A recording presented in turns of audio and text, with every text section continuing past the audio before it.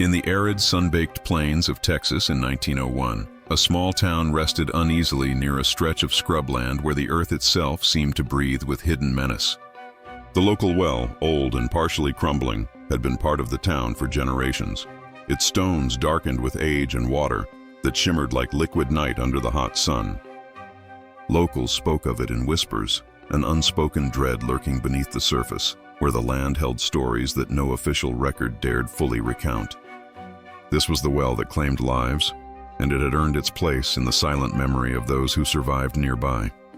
Jacob Reynolds, a rancher in his early 30s with a wiry frame and sun-leathered skin, was the first to feel its pull. He had lived near the well since childhood, aware of the strange tales his grandmother whispered. Children who vanished, animals who refused to drink from its waters, and a coldness that seemed to rise from the stones even on the hottest days. Skeptical but respectful, Jacob approached the well each morning to draw water for his family, noting the occasional ripple across its black surface and a faint echo that sounded almost like distant whispering. The first truly unsettling event occurred late in May. A local boy, 15-year-old Tommy Hargrove, wandered too close to the edge of the well while exploring the scrubland. Witnesses reported a sudden eerie silence broken only by a brief, sharp scream. By the time adults arrived, the boy had vanished, leaving behind only footprints that stopped abruptly at the well's rim. Jacob, who had been nearby tending cattle, felt a chill despite the blistering heat. The disappearance was dismissed by some as accident, a fall into a hidden crevice. But the townspeople could not shake the instinctive fear that something unnatural had claimed the boy. Strange occurrences multiplied in the following weeks. Livestock were found dead, not from disease or predator attack, but in positions that suggested a violent struggle. Women in the town swore they saw fleeting shadows near the well at night, elongated and unnatural, moving with a deliberateness that made the hair on their necks stand. And then came the whispers, soft, sibilant, almost carried by the wind, voices murmuring names, half-formed threats, or indecipherable warnings that caused those who heard them to shiver and retreat indoors. Jacob noticed the well itself seemed to absorb light, a black void in the center of the clearing, as if the earth had hollowed itself to harbor a secret too ancient to name. The fear became contagious. Children refused to play near the well, mothers hurried them past on their way to chores, and even the bravest men hesitated when drawing water after sunset.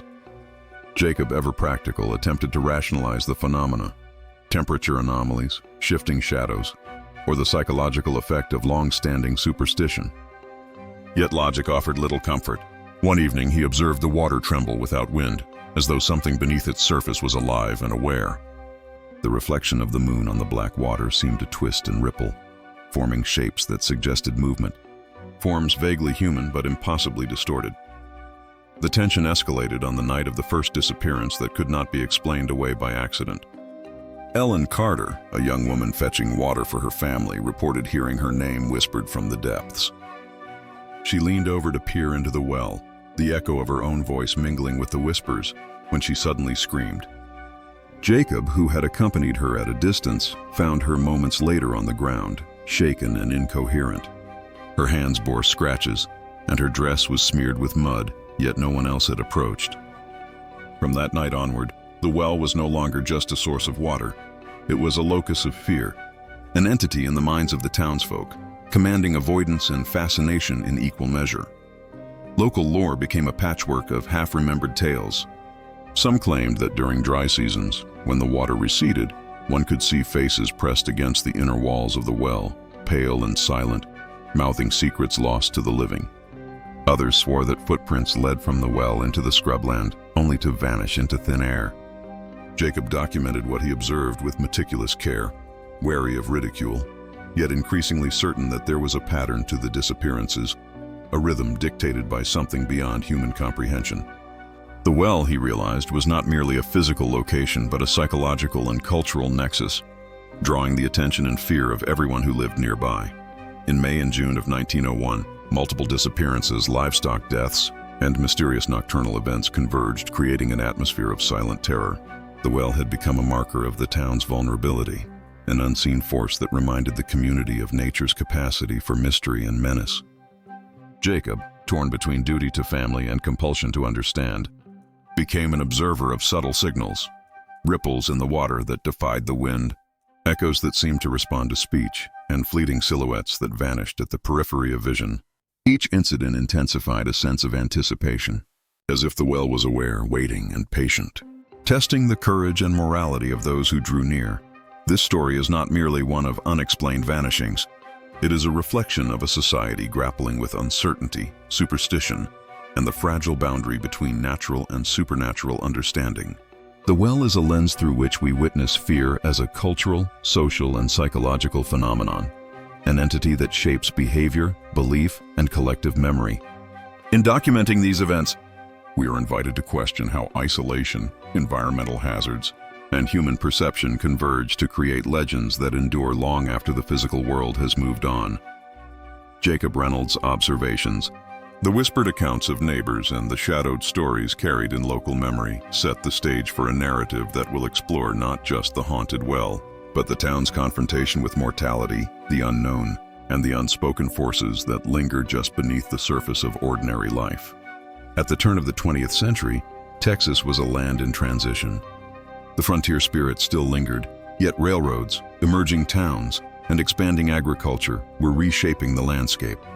Small settlements dotted the plains and scrublands, often separated by miles of arid terrain, with wells and rivers serving as lifelines for families, livestock, and travelers alike. Communities were tightly knit, and social structures relied heavily on trust, shared labor, and adherence to local customs.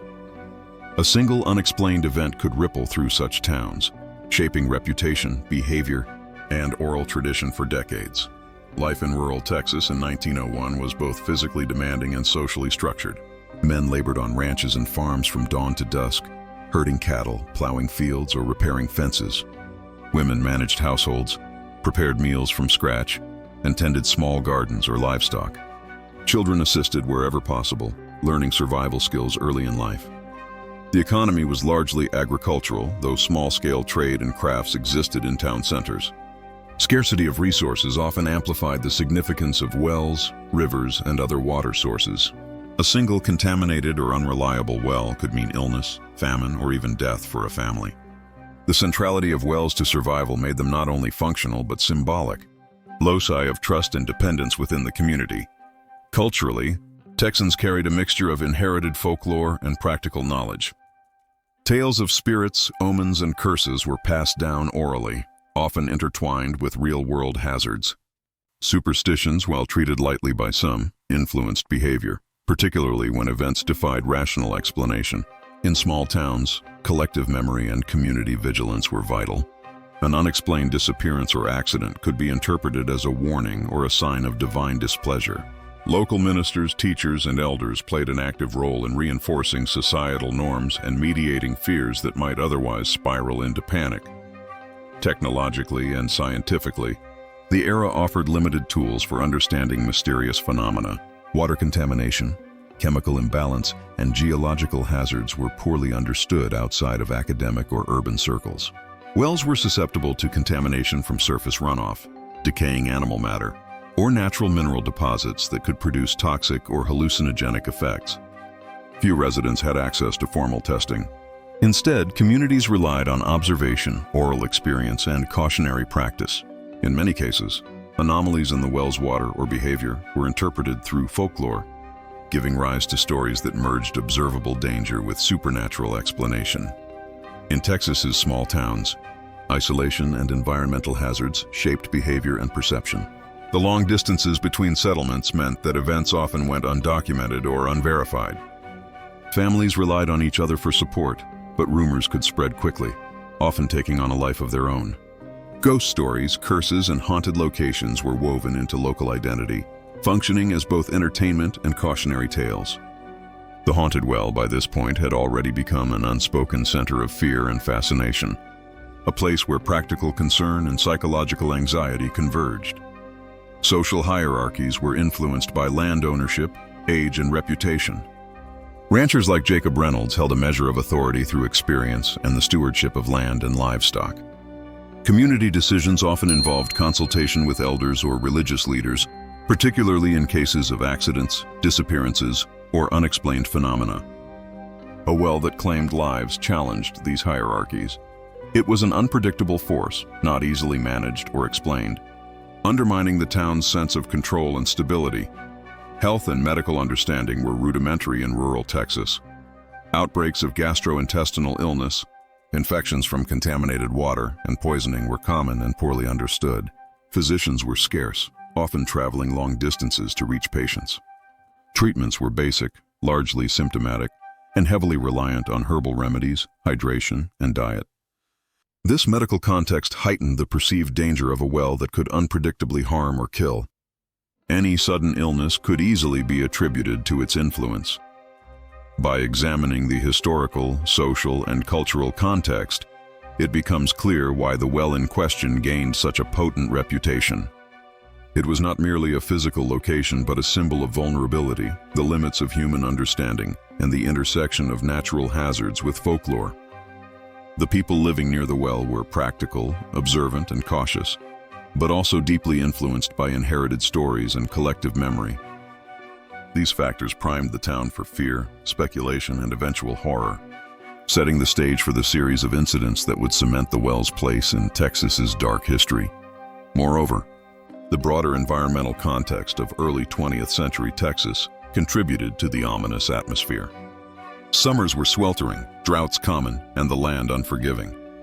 Nights were often filled with the sounds of nocturnal wildlife, creaking trees and shifting winds through scrub and prairie grasses, amplifying psychological tension. In such a setting, the ordinary act of drawing water could become an ordeal, fraught with danger both real and imagined. The well was no longer merely functional. It was emblematic of a frontier where survival, fear, and folklore intersected. Understanding this historical backdrop allows us to appreciate the haunted well not only as a site of mysterious incidents, but also as a reflection of the era's social, cultural, and environmental pressures. The subsequent disappearances, eerie observations, and community reactions gained depth when placed within this framework of isolation, folklore, and limited scientific knowledge. The stage was set. Practical necessity, inherited superstition, and environmental hazard converged to create conditions where ordinary life could become extraordinary, terrifying, and unforgettable. The first unmistakable sign that the well was more than an ordinary water source occurred in late May of 1901 when young Tommy Hargrove disappeared. Witnesses described him wandering near the edge, curiosity in his step, unaware of the subtle vibrations in the earth beneath his feet. One moment he was there, the next he was gone, leaving only a small scattering of footprints and a faint echo of a scream that seemed to fade unnaturally into the night. Jacob Reynolds, standing nearby, was first to reach the well and leaned over cautiously, peering into its black depths. The water's surface, normally calm and reflective, rippled in impossible patterns, as if some unseen current moved in opposition to wind or gravity. Despite the search, Tommy's body was never recovered, and locals whispered that the well had claimed him, just as it had claimed others in years past. Within days, livestock began to suffer. Horses and cattle refused to drink from the well, gathering near other sources when available. Chickens were found dead in the coop, their necks twisted at unnatural angles. The town began to notice a pattern. Those who came into close contact with the well, intentionally or not, seemed to carry an air of unease, eyes darting nervously, hands trembling slightly. The psychological weight of the well began to infiltrate daily life, as fear took root in both the imagination and in subtle physiological stress. A particularly chilling incident involved the Carter family. Ellen Carter had returned to fetch water during the late afternoon, the sun casting long, dark shadows across the scrubland. As she lowered her bucket, a strange humming filled the air, low, almost melodic, vibrating through the ground. She froze, listening, the handle trembling in her grip. Suddenly, the bucket slipped and clattered against the stones, yet the water remained unnervingly still. Ellen screamed, clutching her head as if the sound had penetrated her mind rather than her ears. Jacob arrived moments later to find her slumped against the well's edge, eyes wide, pale, and uncomprehending. No visible force had touched her, yet the effect was undeniable, a silent horror that left witnesses shaken. In June, the pattern intensified. A traveling salesman, unfamiliar with local tales, approached the well at dusk, drawn by the reflection of the moon on its surface. He leaned over to examine the water and was pulled suddenly into a vision of depth and shadow that seemed to stretch beyond the physical well itself. Neighbors, alerted by his prolonged absence, found him sitting dazed in the nearby brush, murmuring incoherent warnings of voices calling from below. His arrival back into town brought heightened attention to the well and a growing consensus that it was more than a simple water source. It was an active, malevolent presence. Other incidents followed in rapid succession. A pair of boys playing near the well noticed a shadow detach itself from the surrounding trees, advancing toward them with deliberate slowness. They screamed and ran, their frantic movements kicking up dust that seemed to cling unnaturally, refusing to settle. They described the figure as impossibly tall, limbs elongated and featureless, yet horrifyingly familiar in movement, as if it mirrored human gestures. Adults who investigated found only faint footprints disappearing at the water's edge and a faint metallic odor lingering in the air. One night, Jacob witnessed a near-tragic accident involving his own nephew Samuel, drawn to the well by curiosity and a small, inexplicable glow emanating from the water. Samuel leaned too far over the rim. Jacob dove, catching him just as the boy slipped into the dark water. Though unharmed physically, Samuel was inconsolable, shaking and muttering about whispers calling his name, urging him downward. The town's elders convened, debating whether to block access entirely. But superstition and practical necessity collided. Water was essential, yet the well had become a locus of dread. As July approached, more direct confrontations with the well occurred. Livestock deaths became so numerous that some families feared using the surrounding land altogether. A local farmer attempting to dredge the well for repairs reported hearing laughter echoing up from the depths, high-pitched, mocking, in a tone impossible for any human voice. He fled, leaving tools and debris behind. By this point, even skeptics had begun to fear the well, recognizing its repeated connection to unexplainable phenomena. The most harrowing incidents involved entire households. One evening, a family of 5 was found unconscious near the well, waterlogged and shivering, their clothes soaked despite a lack of rainfall. They awoke hours later with no memory of how they arrived there, yet each had scratches across their arms and hands, as though some unseen force had seized them. Subsequent medical examination suggested only mild hypothermia and shock, yet the psychological trauma was profound, leaving them reticent to speak and visibly haunted for months afterward. Investigative efforts intensified, blending practical observation with folklore-informed caution. Townspeople noted subtle correlations. Events often occurred during low wind nights, when moonlight reflected perfectly on the water. Observers recorded strange ripples, fleeting shapes, and sounds that defied explanation. Jacob's notes meticulously cataloged each incident, including time, weather conditions, witnesses, and subtle environmental cues. The emerging picture was unsettling. The well's influence was consistent, deliberate, and perhaps even intelligent, though it defied every principle of natural law known at the time. Other incidents involved physical injury in ways that suggested supernatural interference. A man repairing the well's stones reported the wall pushing back as he tried to dislodge a loose brick. He was thrown off balance, cutting his arm on a jagged edge. Another night, a traveling cowhand reported that water in his bucket rose and fell violently without wind, spilling across the ground while a whispering voice urged him to drink it directly.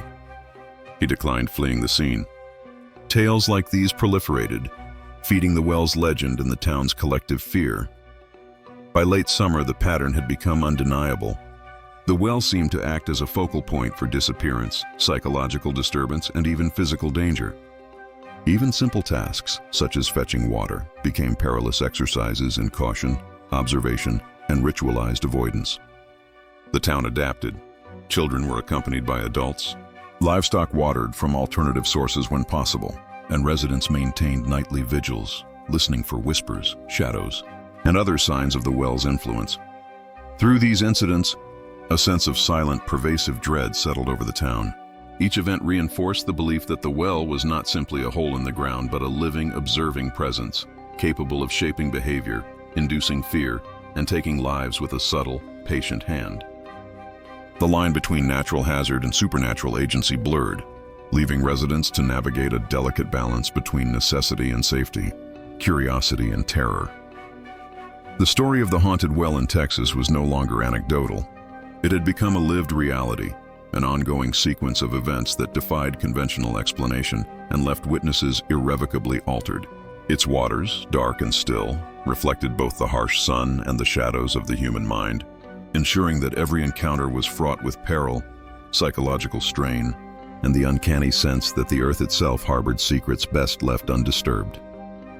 As news of the haunted well spread, the small Texas town became a place of tension and unease. Families gathered in homes, whispering about the disappearances and strange occurrences. Mothers forbade their children from approaching the scrubland. Fathers patrolled near the well, armed with lanterns and crude tools, half in protection, half in fear. Community meetings convened in town halls and churches, where residents debated whether the well was cursed, contaminated, or the product of collective hysteria. The intensity of local anxiety was palpable, a physical weight pressing on every conversation and movement. Medical professionals attempted rational explanations, though their understanding was limited.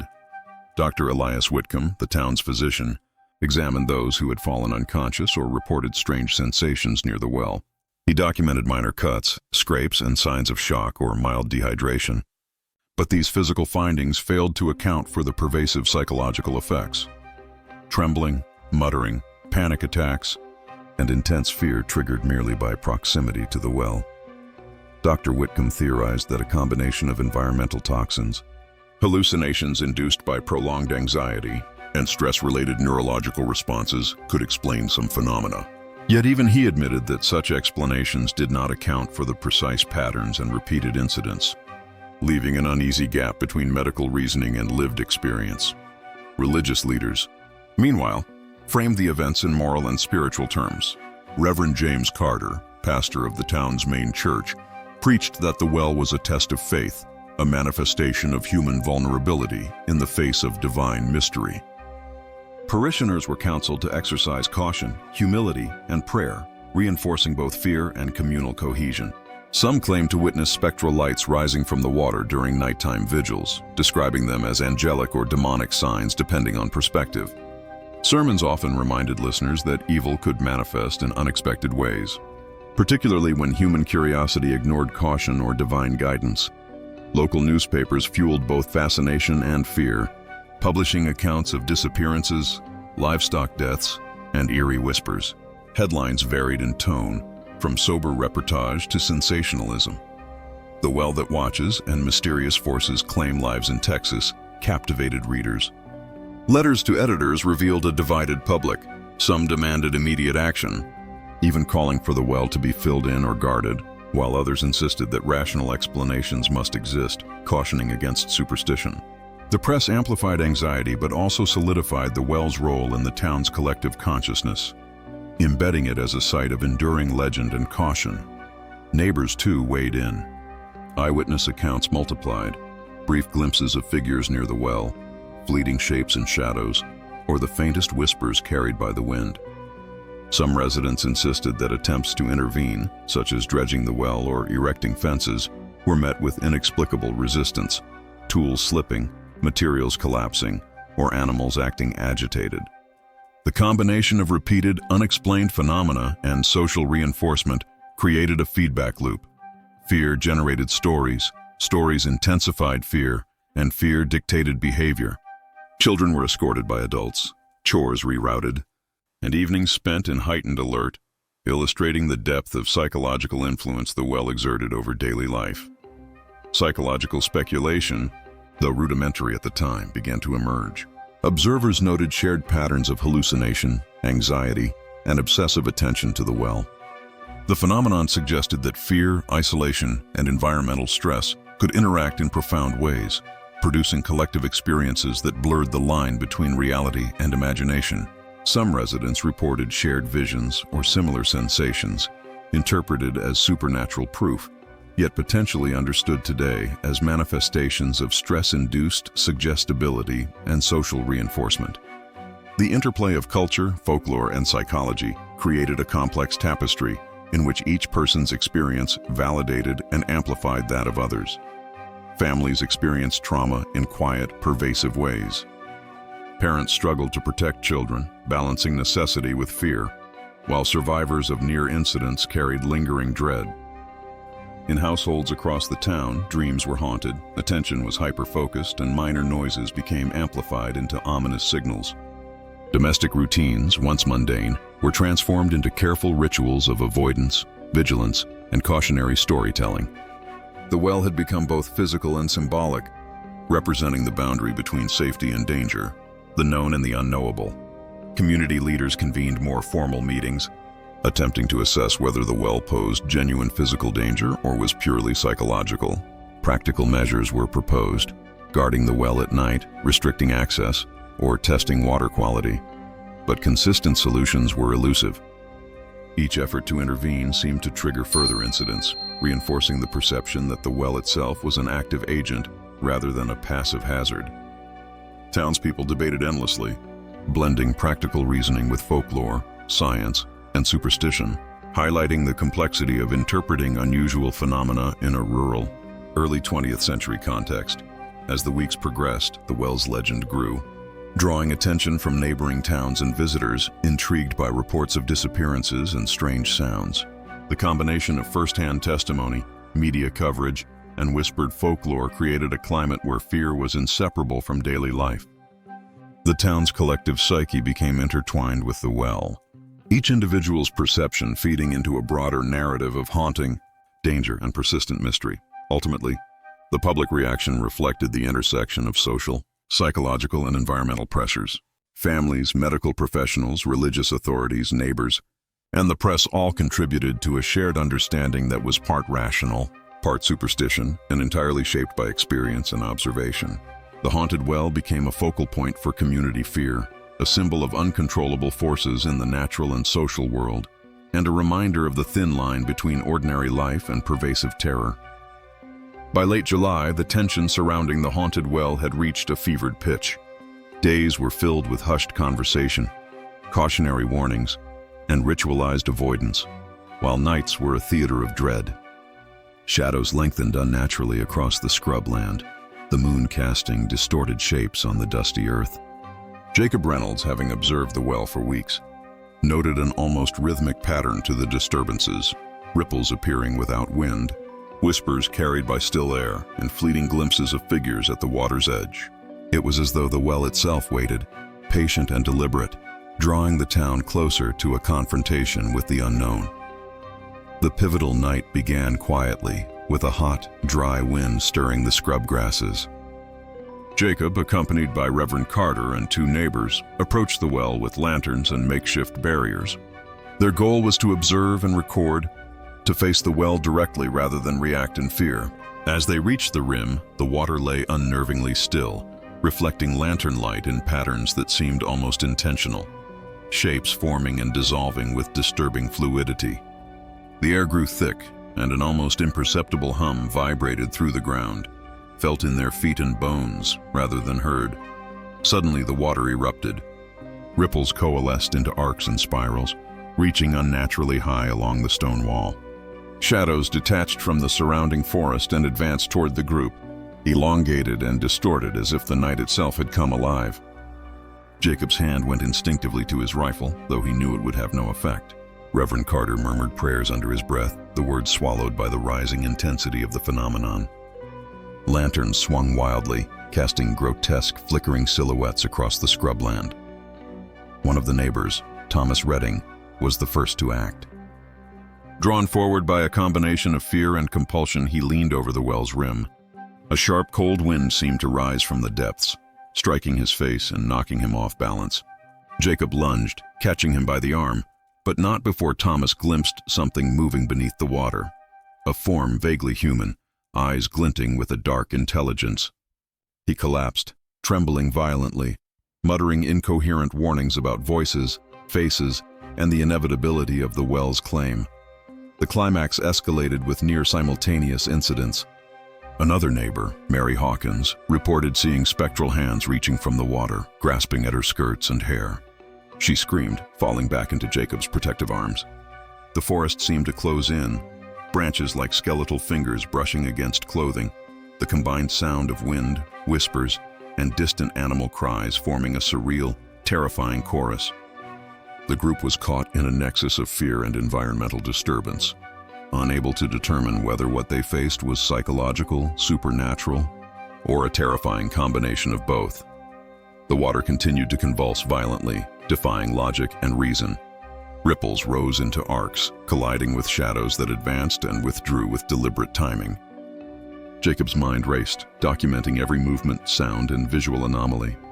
He noted that each flash of shadow seemed to respond to fear itself, heightening the intensity with every startled scream or involuntary movement.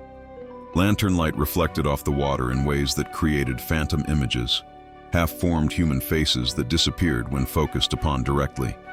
Suddenly, a loud splash echoed through the clearing. Jacob turned to see Reverend Carter's lantern topple, plunging the scene into near darkness. The shadows coalesced into a single towering form that seemed to emerge from the well itself, stepping onto solid ground with a fluid, unnatural motion. The air grew frigid, breaths visible in the sudden chill. Every instinct screamed at the observers to flee, yet the gravitational pull of fear and fascination rooted them in place.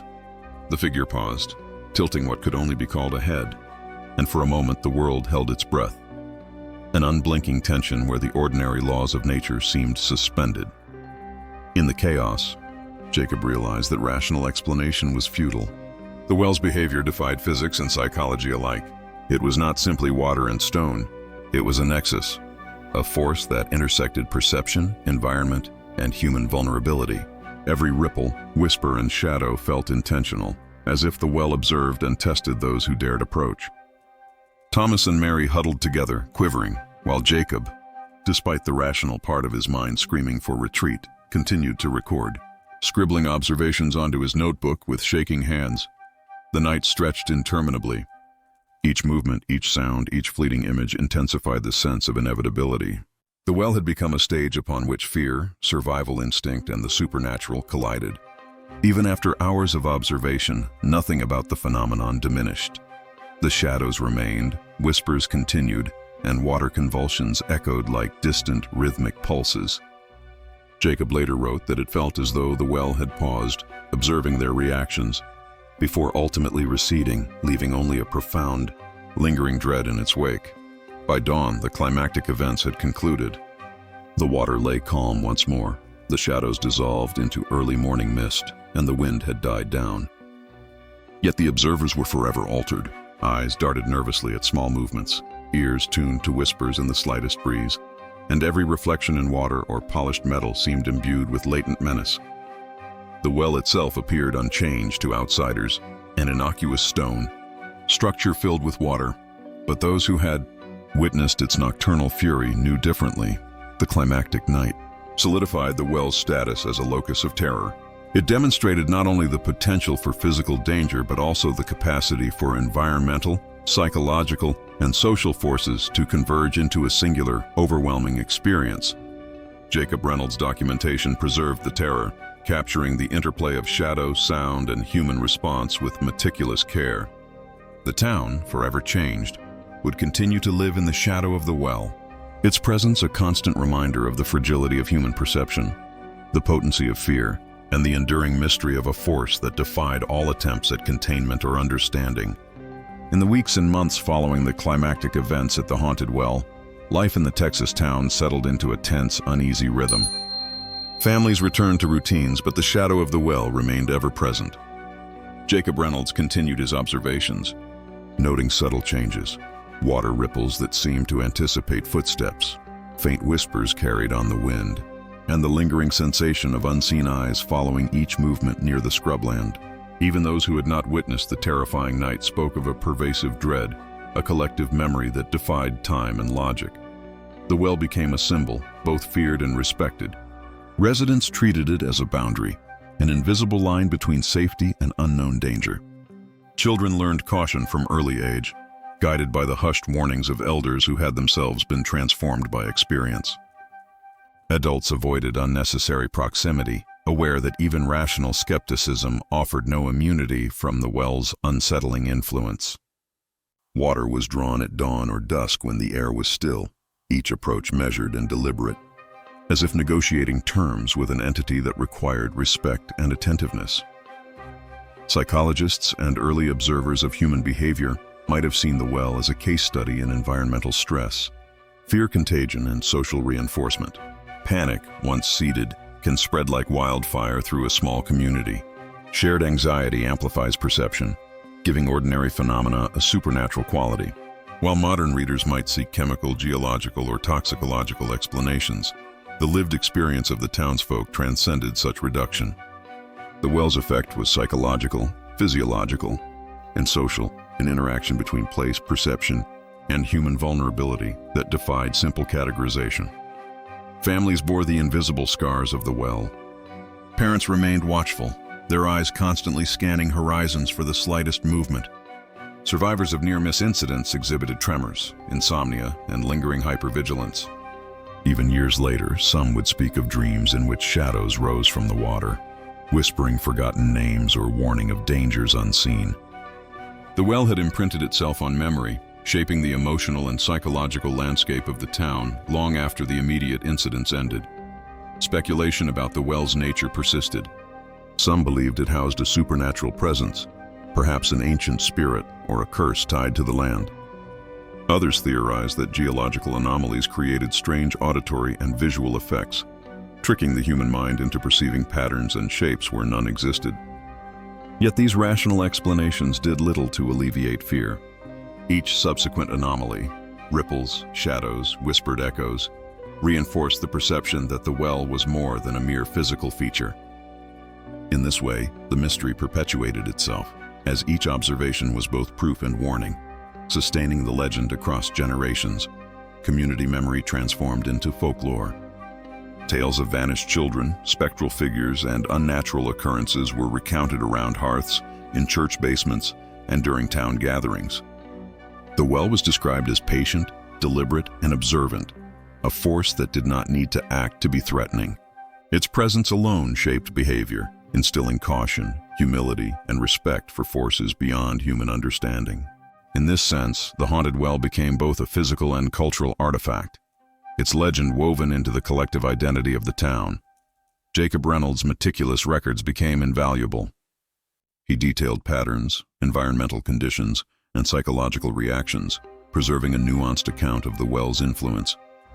Modern historians would later recognize the significance of such documentation. It illustrated not only the events themselves, but the interplay between environment, perception, and community behavior. Through his work, we glimpse how fear, observation, and cultural context coalesce to create experiences that seem inexplicable, even to those who attempt rational explanation. The long-term effects on the town were subtle but profound.